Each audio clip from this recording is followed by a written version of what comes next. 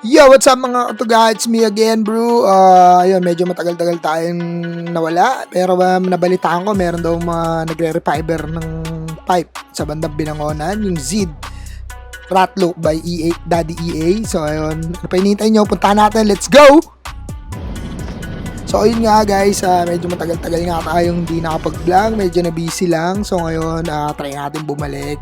Nga pala, ito yung nabili kong bagong motor. Actually, hindi na siya bago, second hand. Project bike. Tingnan natin, samahan nyo ako, pagandahin natin. Ayan.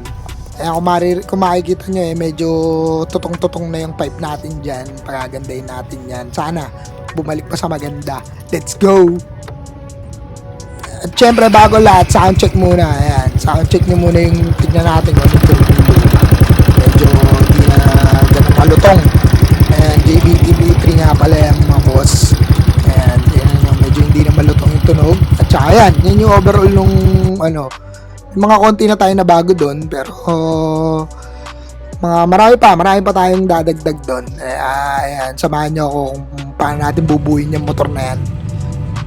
Ayan, kaya ayan na, mag-gear up na tayo, tapos punta na tayo sa Binangonan. Let's go!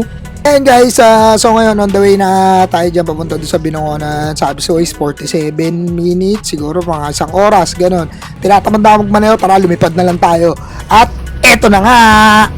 Andito na tayo sa Zid Ratlock by EA, Daddy EA. Ayan, kung makikita nyo yung pwesto. Dumating ako dyan pang-apat, pero mabilis lang nila gawin. Pang-apat ako dyan, pero pagdating ko binaklas na agad yung pipe pagkalamig. Ayan, so ayan, kung makikita nyo, yan yung mga ginagawa nila dyan.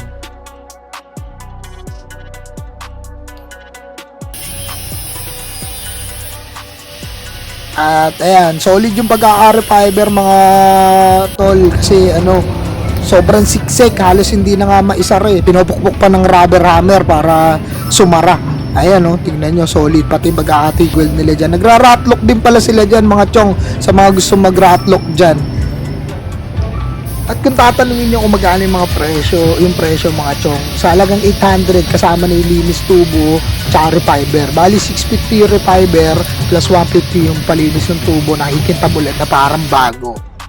At sa mga gustong pumunta, mas mainam siguro i-visit nyo tong page nila na to at magpa-appointment kayo kasi na-tsempohan ko lang na konti lang yung tao ngayon, pero usually madami daw talagang taong pumupunta dyan.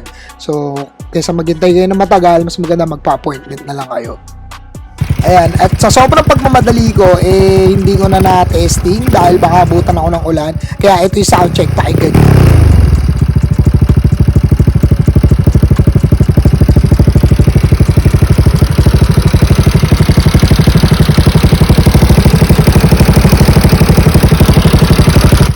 So ayun lang, kita-kita ulit tayo sa susunod na vlog. Adios, bye!